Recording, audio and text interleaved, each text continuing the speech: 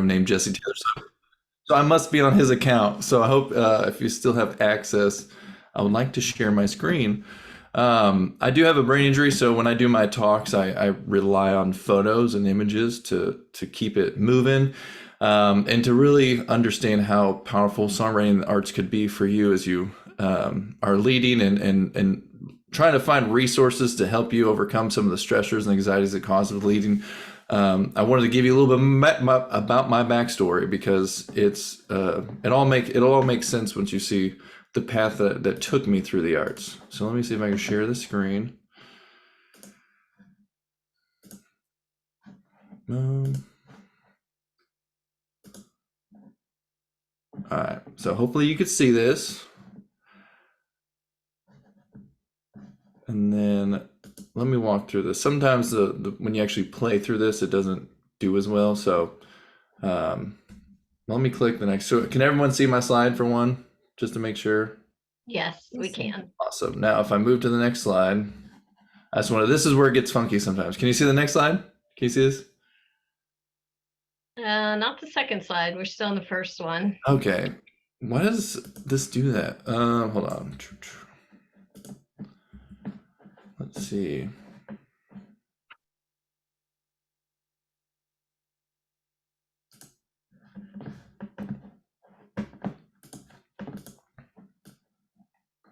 I do not know why it doesn't enable it. I wonder if I keep it out of the play mode, if it'll do it. Let me go back. Try this one more time.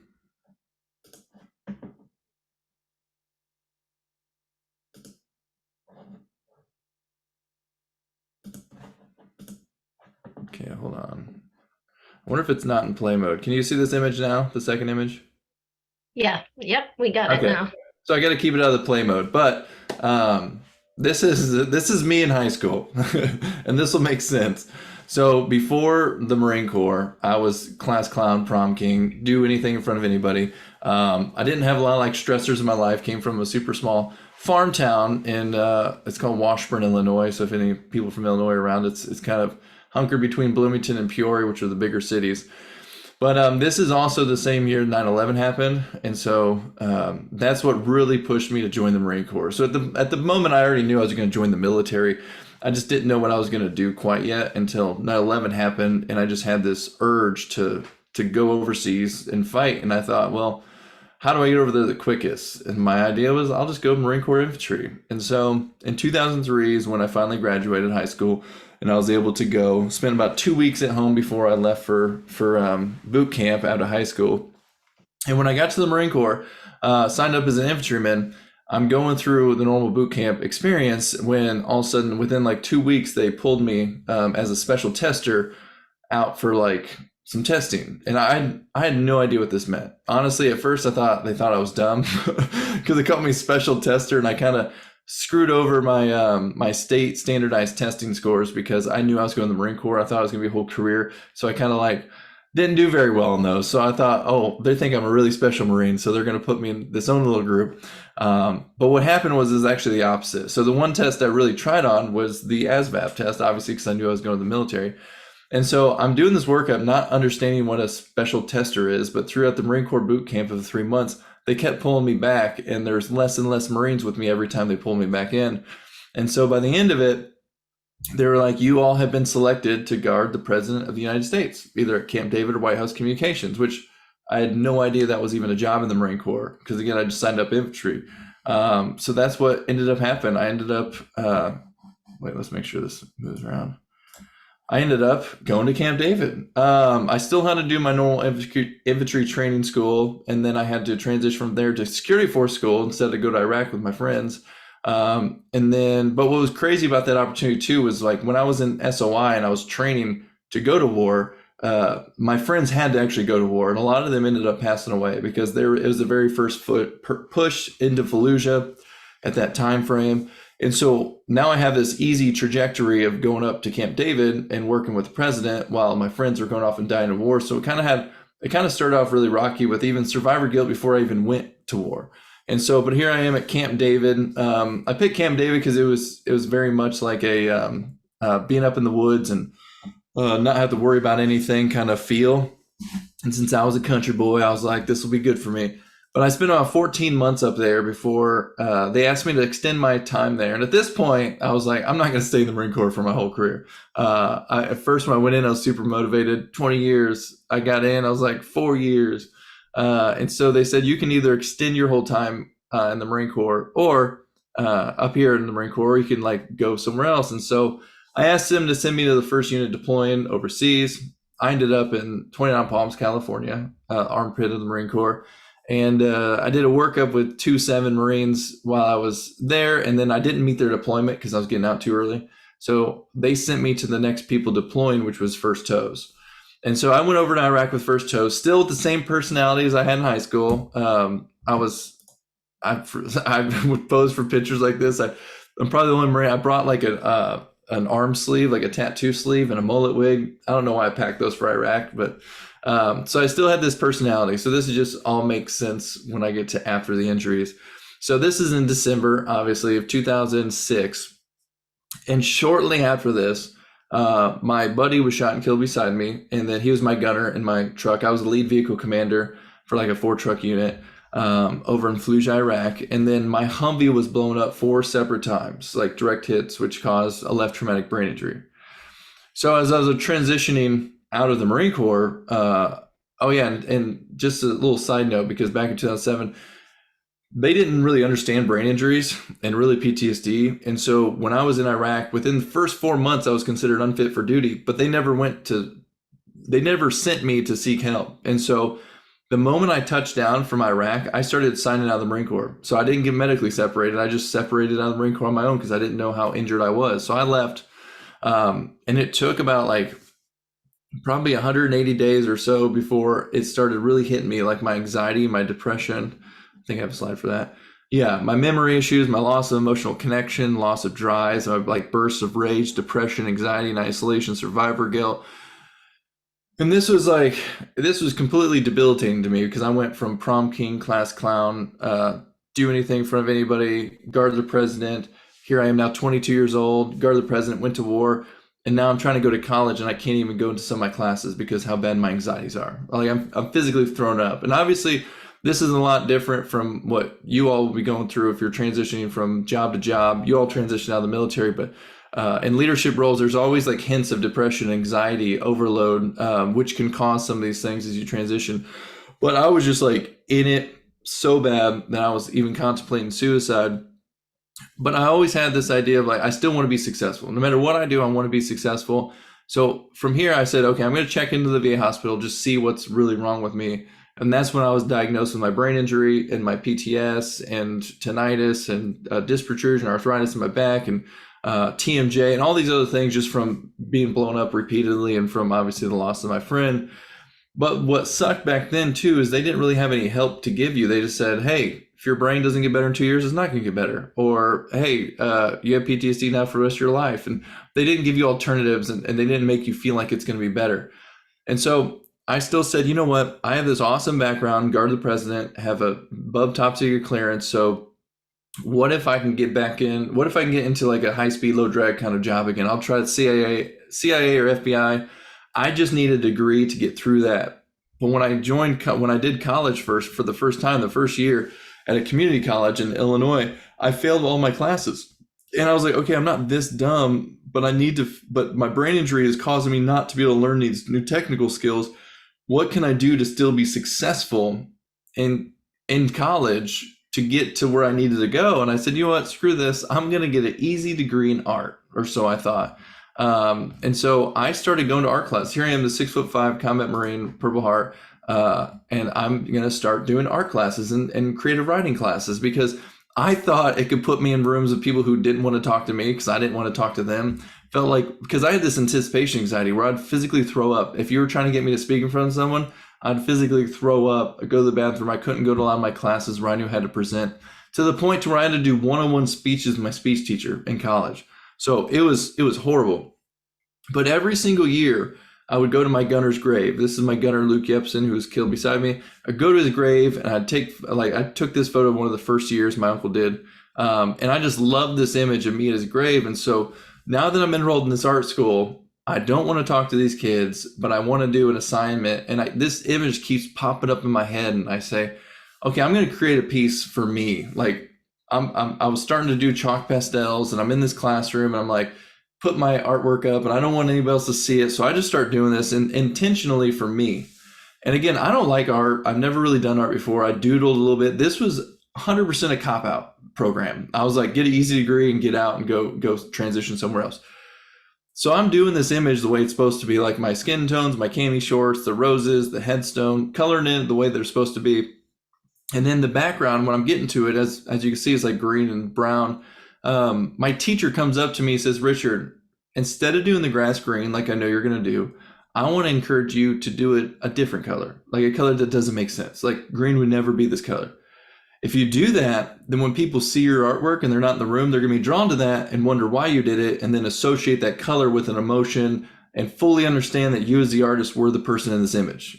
And to me, that sounds stupid and foreign. I was like, that's dumb. But as a good Marine, I said, okay, I'm going to do it. And I just did everything red, the whole background red. And maybe it's because I'm a Marine and they say that's what makes blood makes the grass grow. Maybe it's because something else was inside me just screaming to put it there. So I do everything red, and here's that image. And I put this up. And again, I'm very art dumb at this point. I don't understand what a critique is. And so when they tell us we have to do critiques, they say, you put your artwork up on a wall and we talk about it. And here I am not wanting to talk about my stuff. That's why I'm in this class. And so I put it up and they're like, Richard, do you want to talk about your piece? I was like, heck no, I don't want to talk about my piece. And then they said, students, what do you think Richard's trying to say here? And they had no idea about my background. But they saw this and they said, hey, I think you put red in the background because you were with, you actually love him, and red evokes that emotion. Or I think you put red in there because you're angry that he died. Or one of the people said, I think you put red in there because you saw his blood and you were there when he died. And that just hit me. I was just, how is this kid who has no life experience at all understand me for even a split second? And this is what really got me thinking about, if I just did that with one color, made this connection with someone I never thought I could make a connection with, what can I do with all the colors or with symbols and everything else thrown into it? So I just dove into this idea of like creative writing, art, and to tell my story. What was crazy was that my anxieties and my depression were also slowly ticking away. It was like I was taking little pieces out with a hammer every time I created a new art piece. I had no understanding of what that was. And so 2 years into this art school, and all of a sudden I'm enrolled into the best art school in the country in Chicago. So at first my teacher told me not even to apply for it. He said, it's called the School of the Art Institute of Chicago. And so here I am, a Marine with no art background at all, just going to community college, studying art for the first time. But I was so eager to save myself and heal myself through arts and music that I was like, I'm just going to go big or go home. So it was the only school I applied for. And my teacher told me I probably shouldn't do it. But again, I'm very optimist. So I said, you know what, screw it. Why not? And so when I go up there, most artists have these huge portfolios of like 30 pieces of art, either photographed, painted, drawn in, and they present it. I come up with like 12 pieces, and only 2 of them have any meaning at all. The rest are just still lives, like me drawing images of other things. And so they're like, hey, it looks really good, but this isn't what this school's about. It's about the next big idea and all these things. And I said, listen, I've been trying to figure this out. I just started art not too long ago, but here's what I want you to understand. I want you to know what it's like to feel the loss of innocence taken from you. I want you to know what it's like to be blown up, but I want to do that in non-harming ways. I want to create art around this to make you feel these ways about the loss of innocence in war and all this other stuff. And they, it was a very long conversation. They even pulled in someone else to talk to me about it. And they just said yes. They said, okay, we'll give them a try. And I'm sitting here just mind blown because, for one, I never thought I'd get into school. And I'm like, it worked. So if you think you can't sell yourself to someone, you definitely can. There's always a route in. And it was just absolutely insane that they let me into the school. But it was life-changing, because the idea of being able to, and this will all come together as you'll start understanding, is like, if you could transition your military artist or military or warrior brain into like an art brain of thinking, even through business, even through leadership, you're going to come up with these outside of the box ways of thinking about your own experiences. You're going to start understanding yourself more about when you feel anxiety, when you feel depression, what actually caused that. And you can all do that with an artist's brain by thinking like an artist and diving into it. So even this piece is very, what you call like conceptual, minimalistic. And I made these little fire team figures where I made 4 different figures out of clay. So this thing stands probably like 3 feet tall. I just put little reminiscences of like put a smile, a little nose, and that's about it when it comes to the features. And then I made a helmet for each one of these characters. And so when I'm trying to explain loss of innocence of war, what that feels like, to be injured overseas, to take a life, to see someone die, to do anything of this nature, like I said, it steals something from you. It's a loss of innocence. It's something coming out of you. And I present this piece, how I talk about it is that when I created these pieces, I took them to my 5-year-old niece at the time and my 10-year-old niece, and I had them paint these. And I said, hey, I have these sculptures I want you to paint. In the mode of painting these things, they were like, I'm going to put peace signs on his head, as you can see on the top right. I'm going to put a smiley face on him. I'm going to color him.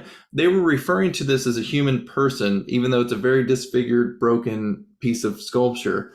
And I was like, that's the loss of innocence. That's what we lose, like that part of it.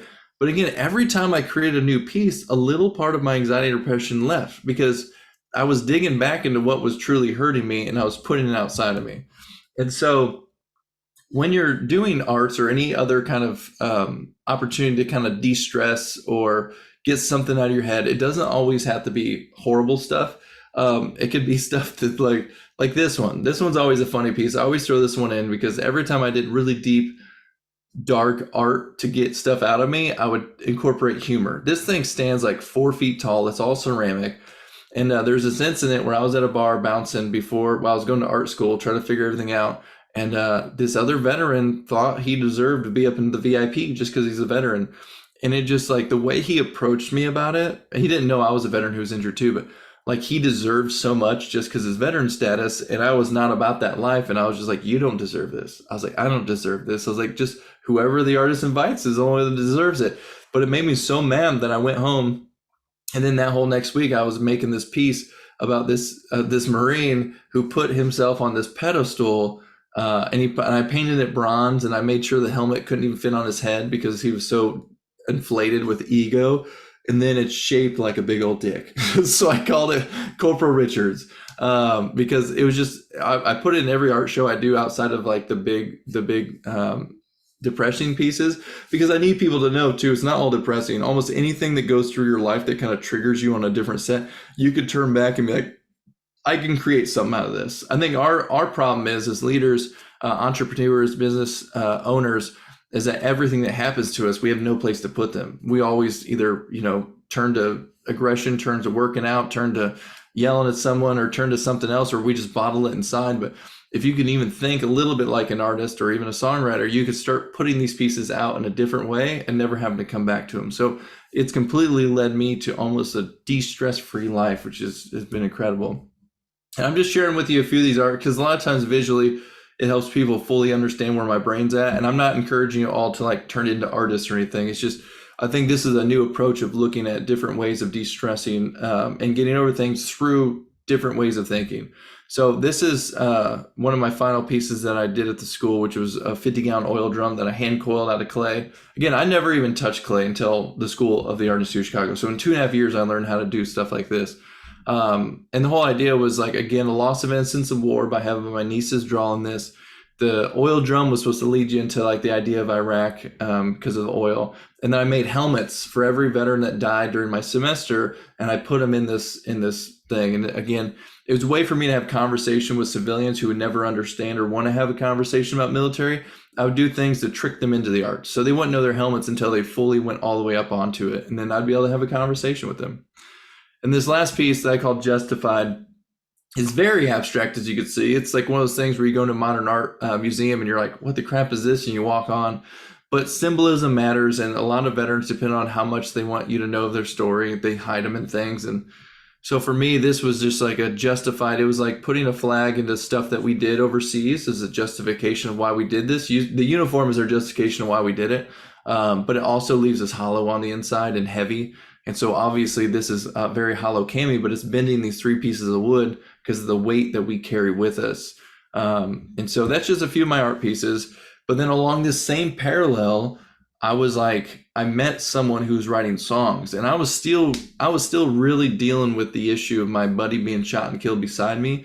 And I had a real problem with telling people about him because I would cry each time. And I'm a man and masculine and I don't want to cry in front of people. And so I was like, what if I could write a song about him and then give it to you and walk away? Now, you know, he lived.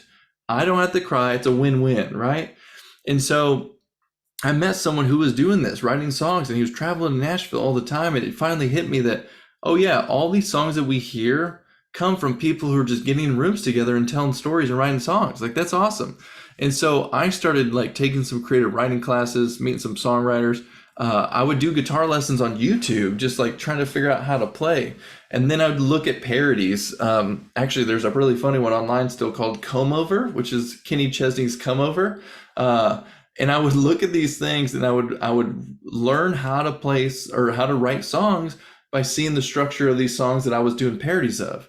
And in turn, what I didn't know was that it was helping my brain injury, because I had to see a speech therapist when I came home, and they said like the Rolodex in my head was broken. So I couldn't find a lot of words. I'd do a lot of the but when I was writing, since I was using so much of a bigger and longer vocabulary than most people do in the regular day, because I'm sitting here cycling through words to put them in songs, what I didn't know was like a year of that helped strengthen my brain and my get that thing back to normal, to where now, for the most part, I could speak in front of any crowd without any big ums or spaces in it. And it was all through using songwriting, the skill set of constantly replaying words and putting them in these songs and learning structure. And then finally, I actually met a professional songwriter, which led me to write my first song. I came to him and I said, hey, I've been living with this stuff inside of me that I'm trying to get out. If I come to you in Nashville, will you help me tell my story? And I just met him at a bar in Chicago when I was bouncing up there going to that school. And he said yes to me and nobody. And this guy named Mark Irwin, he wrote Alan Jackson's first #1 hit. And since then, he's written like 8 more #1 hits, including like Highway Don't Care by Tim McGraw and Taylor Swift, and Redneck Crazy, and Neon Lights, and just a bunch of these awesome, amazing hits. And he didn't know me from Adam, but he said he would write a song with me. And so I've been spending like years to try to write these songs. And I come down to Nashville with him, and within an hour and a half, we have a full song and we start a new one. But it was this song, which is called One Night in Iraq, which it was really just me like dumping everything I've been through. So honestly, since it was the first song we ever wrote, it's not like a phenomenal song, but it was just like everything that I was kind of going through that I just needed to get out. And when I got it out and I saw how quickly he structured it and put it into song form, I was just like, every veteran needs this. Every veteran needs to be able to share their story and tell their story and get it out, because there's such like this happiness release that comes from you. All these negative things that you're thinking about all of a sudden are turned to a positive because it's a song that you want to share with your friends and your family. And so from there, I was like, okay, I think I'm onto something. So this kind of goes in the creation of Creative Vets, because again, it's important to know the backstory to how we're helping veterans heal now. And this is Jesse Taylor, not Jesse Taylor. This is Jesse Shirts. Went to high school with him. He also joined the Marine Corps. As you see, he lost his leg in combat, and he has burns over 60% of his body, including his face. And so while I was going to art school, I actually took this photo. I was riding beside him on a Harley, and I turned and I started shooting the shot, then went back to normal. But Jesse, I knew he hated talking about his injuries. He hated talking about anything to do with war and people looking at him. And I was just like, and this was right after I wrote my song in Nashville, and I just came back to him and I said, hey, Jesse, well, for me, I said, this is 4 years of art and music and songwriting that completely healed me. I went from that one-on-one speeches to now going to job interviews, talking to people, feeling almost 100% me again. And so I went to Jesse saying, hey, man, I know you hate telling your story, but would you come to Nashville with me and write a song with some hit songwriters and but just about your story? And he's like, hell yeah. Just gets super pumped up, which I didn't think he would. I didn't know he was actually going to get that excited about writing a song. I was hoping it was a shot in the dark to see if pretty much what just happened to me would work with one person, who's never done it before. And so I bring Jesse down to Nashville. I did a little GoFundMe before we were even a nonprofit and just raised like $380 to get us down there. We stayed in the same hotel room by the airport. And we wrote at someone's backyard at their little studio. But it was a #1 songwriter. And I still remember when Jesse was just sitting here like, I can't tell my stories to my family very much. And that and I'm also from a small town. So after my injuries, I came home and people just came up to me and said, oh, you're looking so good. Like, we're so glad you're home. And he has talked about how they didn't see the war when he closed his eyes, and how like when he had to go pee in them at night, he'd have to low crawl on the floor because he couldn't put his leg on in time to go to the bathroom. And so he would just talk about all these things, and he's just kind of like his head down low talking about them. And the songwriters have a guitar, obviously was writing the song, and there's like, hey boy, you looking good, you know, we're glad you're back, man, I heard you got hurt real bad. And they play the actual song, and his eyes just light up, and he starts just like word vomiting everything he's been through, even things I've never heard before. Because in that moment, he kind of like flipped his script to being like, this is them wanting to know my story that I don't want to tell them, to, oh my gosh, they're trying to turn my story into a song, and it needs to be the best song ever. So I'm just going to keep on sending them stuff. And it completely changed his life. He said that 3 years, or the 1 day of writing session was more than the 3 years of therapy he had. And so that's when I knew this would work. That's when I knew that we were not just getting rid of some anxiety, some depression, that it was legitimately life-changing and changing their whole perspective and outlook on life. And that's when we founded Creative Events back in 2013. And I'll just give you a rundown of some of what these programs look like. But again, these are all just little offsets to how you can totally get rid of most of your anxieties and depressions, or even these stressors that happen every day at work, and turn them into something beautiful, make you actually more productive. Because again, I went from not being able to even get a job and do one-on-one speeches to now I have 3 companies, this being a nonprofit. We're an over $1 million nonprofit. I have a tech startup and another songwriting or music company. And again, none of this would have been possible before injury, before art, or before I discovered art and music. So this definitely is a skill set. So even though I'm talking about Creative Events as like the therapeutic nature of like diving super deep into these, I want you all to take away like the little tidbits here and there that you could do in your own life to help kind of de-stress and get some stuff off. And I'll definitely be able to answer some questions once I'm done with this too, if you need any ideas on that. But so Creative Events was founded in 2013 to do that, to help empower wounded veterans to heal through arts and music. Now we have programs for non-wounded veterans as well, but our main focus is on helping veterans almost like trick them into the arts and music, get them to tell their stories where they typically don't want to. And here's just a few of those veterans that we've had come through a program that have been impacted a little bit, that have each individual stories. But our main programs are flying veterans to Nashville, Tennessee to write with hit writers or artists about what they went through in war for the first time. So it's a way to, like what I did with Jesse, it's a way to get them here to open up for the first time. They have no songwriting background at all. If they do have songwriting background, we actually send them to our art program, which is like a 3-week fully accredited art program that we roll in Glassell School of Art in Houston, the School of Art in Chicago, Belmont University, and soon to be a few more universities around the country.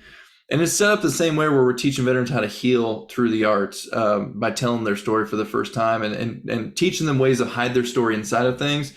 As you all know, no matter what trauma you've ever been through, there's probably things you'll never tell anybody. But there's ways to do that through art, where you're hiding it in there, where it feels like you told them, but you didn't have to tell them, because you hid it in something that's in broad daylight, and only you can kind of determine what it means.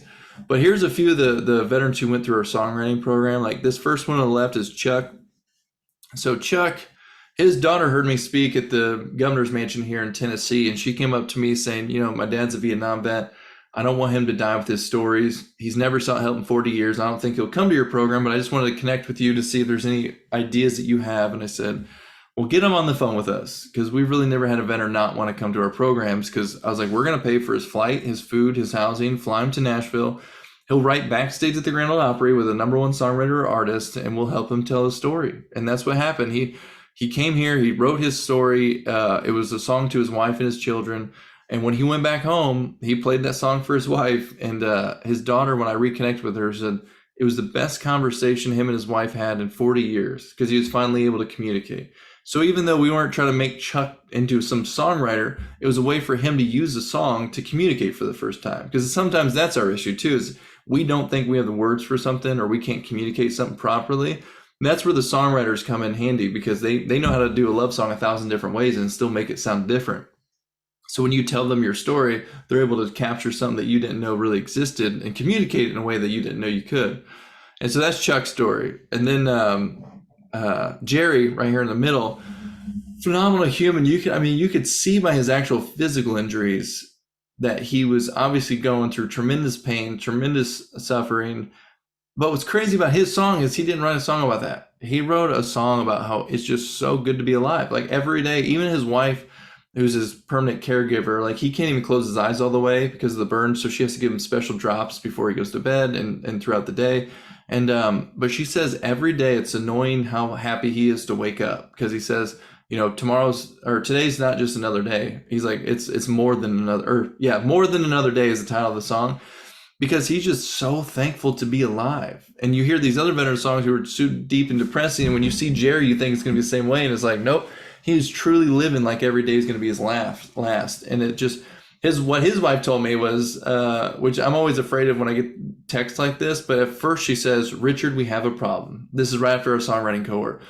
She's like, before I couldn't get Jerry to talk, now I can't get him to shut up. And so it completely changed his mindset. Even though he's always happy, he still never really talked about his wartime experience, but now he was more open and more willing to share things with other veterans and other people, and he's become more active in communication with his wife. And the last one over here on the right is Eva, and Eva's a phenomenal human. And what I didn't know about her, it wasn't until after our songwriting program, which she wrote a song called Picture in the Frame, which she talked about when she first joined the Army. Her mom had like 40 photos of her. Every time she had a new like military photo somewhere, she'd put it up on the wall, and she'd always talk about her daughter. But over her 20-year span in the Army, it went down to one photo, and she was really like separated from her mom, because her mom didn't see her with PTSD. She just saw her as someone completely different. And it was just a really bad thing. And so what Ava wanted to write about was, it's called Picture in the Frame, how she'll never be the same as that picture in the frame, but she could still be awesome and be even better if she tries. And so she wrote this to be able to present this to her mom and things. And so she came to Nashville, wrote the song. She left, and like 2 months later, we got this Facebook message from her saying that she lost my contact, but she wanted to let me know that the day that I called her to accept her to our programs, that she was writing her suicide letter. And I was just blown away by the thought process of, if we would have waited another day, like what would have happened? But now she's very successful, and she's working for another nonprofit and helping other veterans heal.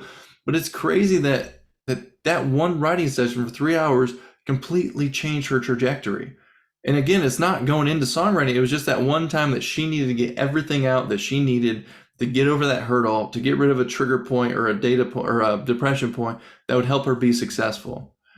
And so I went from, again, I like to wrap this with this image, because this was one of the coolest moments of my life, where I went, again, one-on-one speech with my speech teacher in college, where I could not get up in front of kids, 18, 19-year-old kids. I had to go into a back room and talk to this lady who was my speech teacher in Illinois, knowing that those kids are like, why isn't Richard speaking? Why isn't he getting up? Why is he the one that doesn't have to get up there? So like that extreme anxiety, depression, to a few years back, I got invited to speak at the Forum on Leadership for President Bush, 365 other people in the crowd.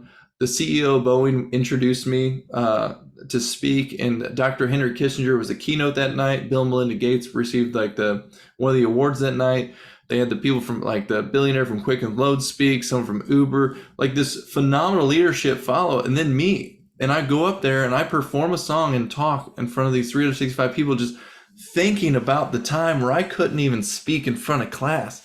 And I remember it was one of those things, like visually, I go back to my hotel room and I legitimately do like an air pump. It's like from a movie. I'm just like, yes, because I knew how far I came. And again, it wasn't anything besides learning art and music education and being intentional about the way I tell my stories to make me be a better leader and entrepreneur and be more productive.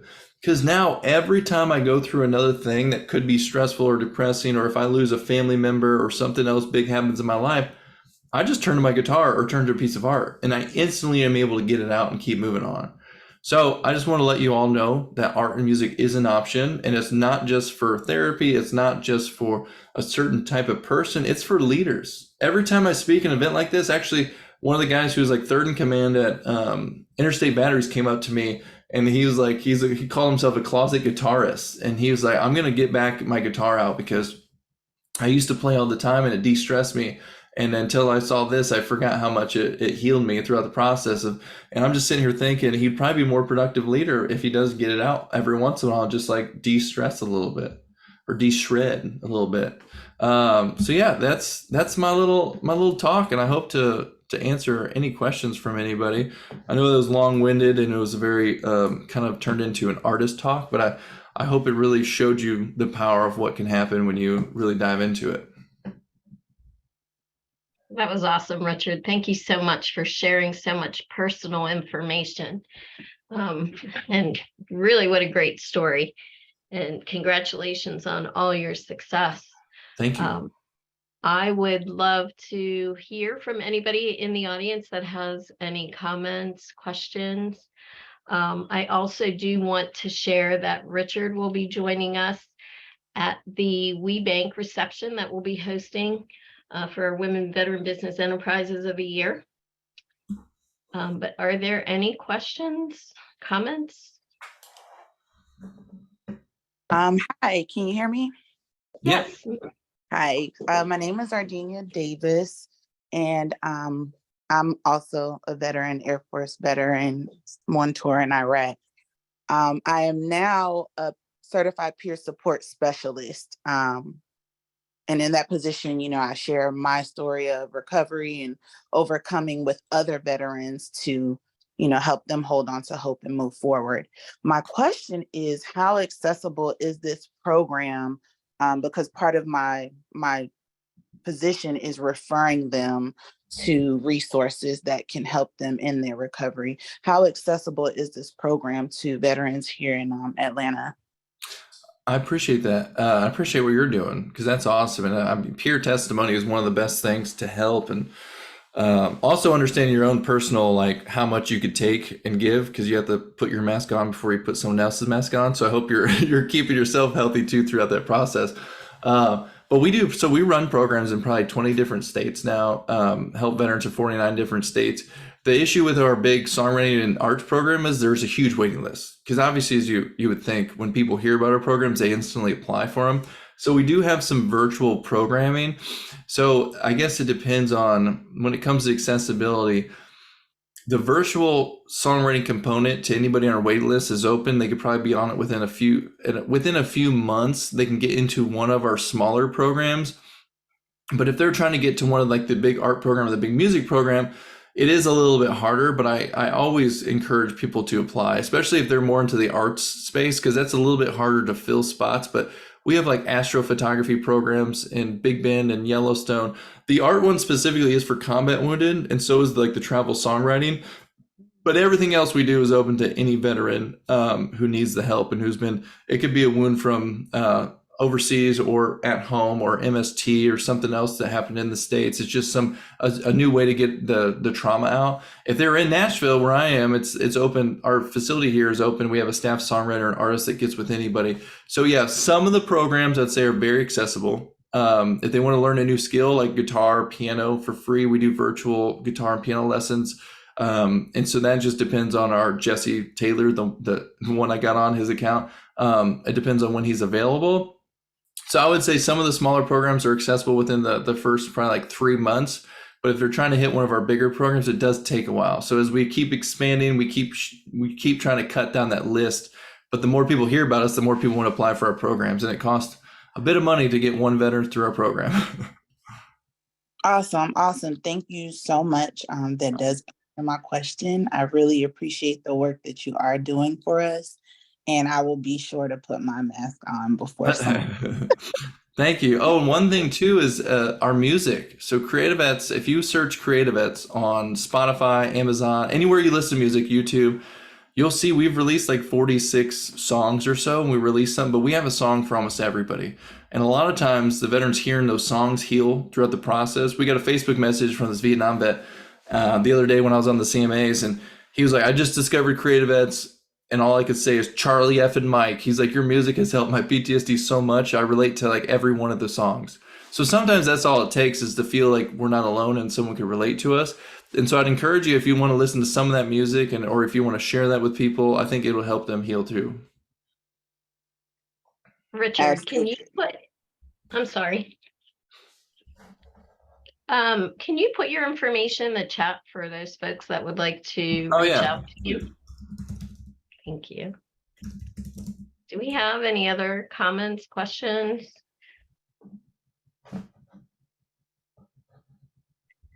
So we will have some music. I looked like Chuck raised his hand. Oh, there you go, Chuck. Sorry, I missed you. That's okay. I'm feeling under the weather today. I'm really glad I jumped into this. I would just say first off, Richard, what a story. Your story hit me like a hammer this morning. So I'm really glad that I stopped whining and jumped onto this call and was able to listen to that and hear that. So I appreciate it. and the other thing, just of note, I'm really glad to see kind of a creatively minded organization. And I know there are a number of them, but with a specific eye towards kind of the art and music side of things. I wonder if you are also thinking about or have considered expanding kind of the creative net that you're right now maybe artistically and musically covering. Have you thought about growing that into more creative roles than what you're currently supporting?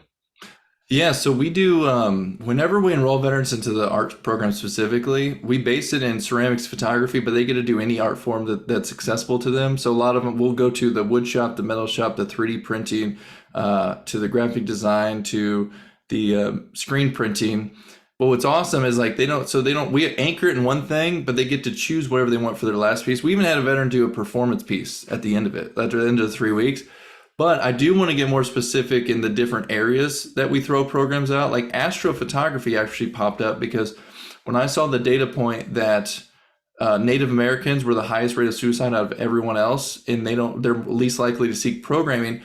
Astrophotography was more of a cultural response, like an art program cultural response to them, because their ancestors are the stars. So if I can teach them a modality that will help them, but it's also influenced by their own culture, we're more likely to get them to come to programs. So we partner with University of Austin or University of Texas, and we've had multiple natives now come to those programs to do astrophotography. So we do try to get into these different art forms. And my big plan as creative vets, and the reason I named it that, because I want to get into cooking, into dance, into all this stuff, these different modalities that we can do anywhere around the country. And we're slowly getting there. Some of our mentors will go home and they'll have a glass blowing shop close to them, or one of the girls went to Amarillo Art Institute. So she approached them, and what we do then is they build a program with a local person and we fund it. And so they invite veterans to come out and we just provide the funding for it, and we try to get up all these different modalities. So yes, 100%, we're going to try to do every art form in the future.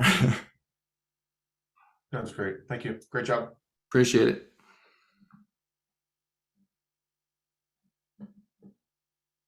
Any other comments?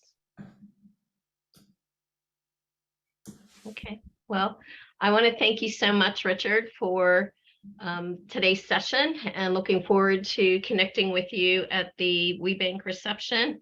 And also I'd like to thank you in advance for the entertainment. We will have I think we have one female and one male artist now, right? Yeah, but I did lock in a male artist who has a female #1 song. He has Kelsey Ballerini's first #1 hit.